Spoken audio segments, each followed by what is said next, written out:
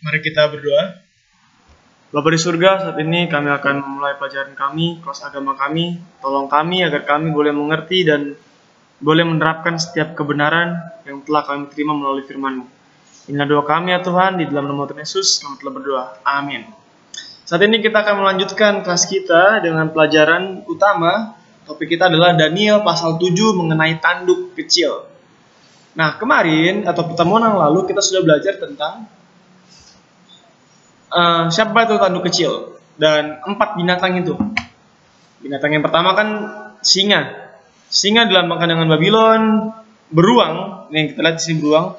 Beruang melambangkan Media Persia. Yunani dilambangkan dengan macan tutul berkepala 4 bersayap 4. Dan kekaisaran Roma dilambangkan sebagai binatang yang mengerikan. Lalu ada yang namanya tanduk kecil. Setelah itu ada kerajaan batu. Oke. Pada akhirnya kerajaan yang keempat, binatang yang mengerikan itu memiliki 10 tanduk, dan dari salah satu 10 tanduk itu muncul satu tanduk kecil yang kita sudah ketahui adalah kepausan. Tanduk kecil itu adalah kepausan, Roma kepausan. Dan 10 kerajaan yang dilambangkan 10 tanduk kita bisa lihat di sini. Anglo-Saxon, Franks, Alemanni, Suevi, Burgundians, Lombards, Visigoth, Heruli, Vandals, dan Ostrogoth. Dan inilah Anglo-Saxon sekarang sudah menjadi negara Inggris, Franks menjadi Prancis, Alemanni menjadi Jerman, Suevi menjadi Portugal, Burgundians menjadi Switzerland, Lombards menjadi Italia, dan Visigoth menjadi Spanyol. Dan kerajaan-kerajaan inilah yang menjadi penguasa di dunia pada saat itu. Setelah kekaisaran Roma terpecah, yang menjadi penguasanya adalah kerajaan-kerajaan ini, 10 kerajaan. Tapi pada akhirnya 3 kerajaan runtuh oleh karena muncul tanduk kecil. Kita lihat Vandals, Heruli, Ostrogoth ini adalah bangsa barbar. Dan akhirnya dihancurkan oleh tanduk kecil atau yang kita sebut dengan kepausan Roma. Kenapa dihancurkan ya? Karena Vandals, Heruli, dan Ostrogoth tidak mau menuruti kemauan atau tunduk kepada paus. Oleh karena itu dihancurkan oleh kepausan, oleh Roma, dan hilang mereka semua dari peradaban, musnah. Kita akan berfokus pada Daniel pasal 7 ayat 15 sampai 21. Mungkin saya nggak tuliskan di sini, tapi garis besarnya saya tuliskan di sini. Di Daniel pasal 7 ayat 15 sampai 21, malaikat menjelaskan kepada Daniel yang sedang terharu dengan penglihatan itu.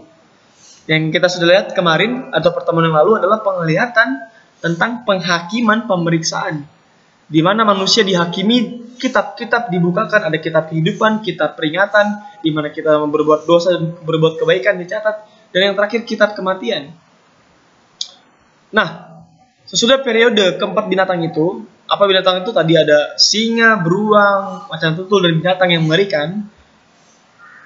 Setelah semuanya itu berakhir, kerajaan-kerajaan dunia sudah berakhir, maka Tuhan akan datang dan memerintah. Maka orang-orang kudus akan menerima pemerintahan selama-lamanya. Siapa itu orang-orang kudus? Umat-umat Tuhan yang setia.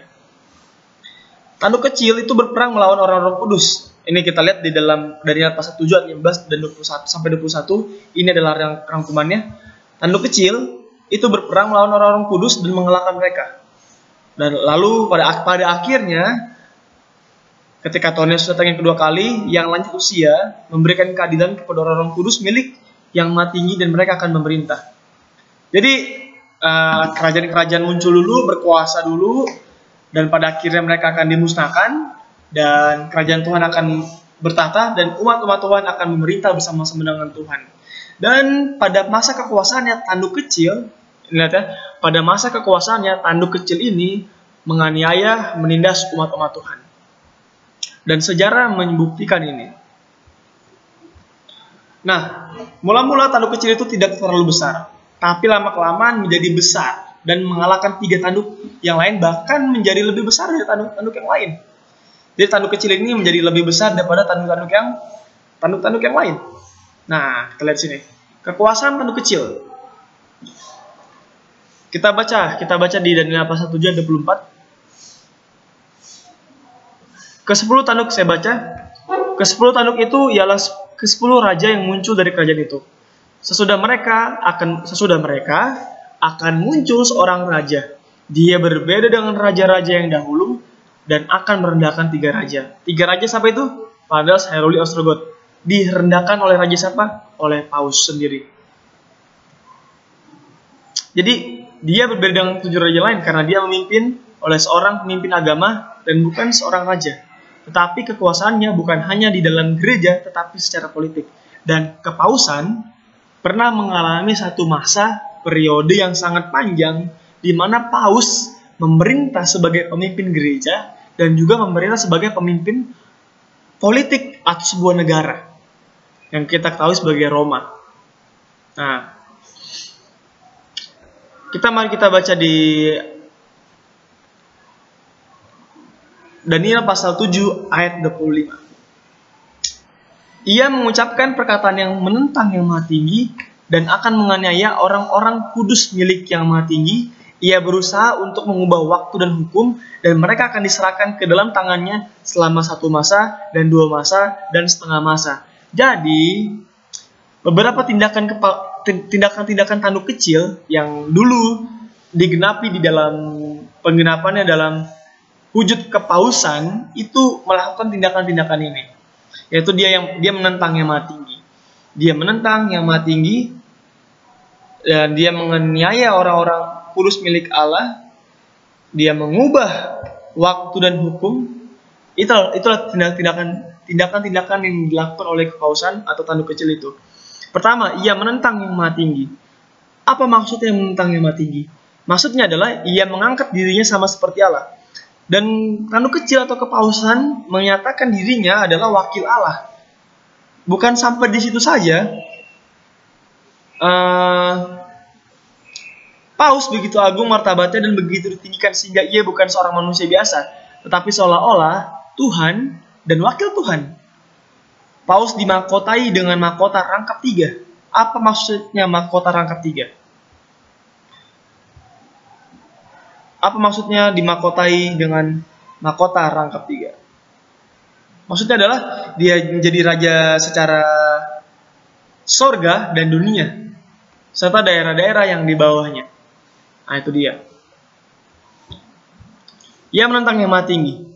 Paus seolah-olah Tuhan di dunia, satu-satunya yang berdaulat atas orang-orang yang setia kepada Kristus, kepala raja, kepala segala raja, yang mempunyai kekuasaan penuh dan kepadanya dipercayakan Tuhan yang Maha Kuasa, pengarahan bukan saja atas kerajaan dunia, tetapi juga kerajaan surga. Apa saja yang dilakukan Tuhan dan Juru Selamat itu juga dilakukan wakilnya, yaitu Paus, asal saja tidak bertentangan dengan iman. Apa sih hujatan yang dilakukan oleh Paus kepada Tuhan? Paus menentang Yang Maha Tinggi dan juga menghujat Yang Maha Tinggi. Karena di Daniel pasal 7 ayat 25 mengatakan ia mengucapkan perkataan yang menentang Yang Maha Tinggi. Berarti tanduk kecil ini menyatakan atau bertindak seolah-olah dia sama dengan Tuhan. Dan tindakan ini secara langsung mengatakan hujat kepada Allah. Yang pertama, mengaku dapat mengampuni dosa. Kepausan mengaku bahwa Paus sanggup dan bisa mengakui dosa. Oleh karena itu, Kepausan pernah menjual surat penghapusan dosa, di mana orang yang berdosa membeli surat yang ditandatangani oleh Kepausan dan dosanya diampuni. Surat pengampunan dosa itu adalah surat apa?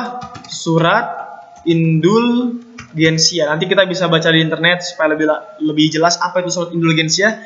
Surat indulgensia adalah surat untuk pengampunan dosa yang diberikan oleh Paus. Sebenarnya kan Alkitab bilang dalam 1 Yohanes 1 ayat 9, jika kita mengakui dosa kita kepada Tuhan, Tuhan akan mengampuni. Tetapi Paus menjual surat pengampunan dosa, dijual. Ini adalah tindakan-tindakan yang hujat Allah. Mengaku dapat membuka dan menutup pintu surga. Jadi ketika tanduk kecil atau paus menyatakan orang ini tidak bisa masuk surga, orang itu tidak masuk surga menurut mereka. Dan kalau orang ini masuk surga, orang itu akan masuk surga. Mengaku lebih tinggi dari raja-raja dunia. Mendahului Tuhan yang selanjutnya, mendahului Tuhan dalam melepaskan seluruh bangsa dari sumpah setia terhadap raja-rajanya.